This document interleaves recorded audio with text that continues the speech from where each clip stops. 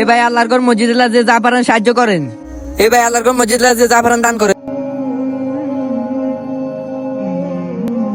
এই ভাই দাঁড়ান ভাই।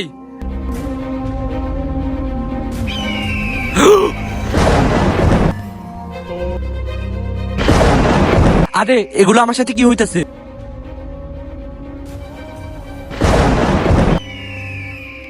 এক কাজ করি, এই টাকাগুলো হুজুরকে দিয়ে দিই। হুজুর তো আল্লাহর নেককার বান্দা। এই নেন হুজুর, টাকাগুলো আপনি রাখেন। আরে কি হচ্ছে আমার সাথে? এসব বাদ দাও, আগে বলো তুমি কি কাজ করো? আমি তো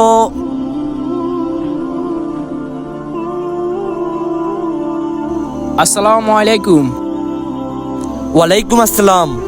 জমিদার সাহেব, আমি তো এই মাসে সুদের টাকা দিতে পারছি না, পরের মাসে একসাথে দিয়ে দেবো।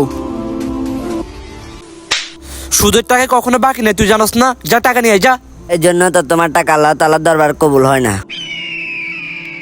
সুদখোরকে আল্লাহ তাআলা কখনো পছন্দ করে না। ভালো লাগলে ভিডিওটা সাবস্ক্রাইব করে পাশে থাকুন।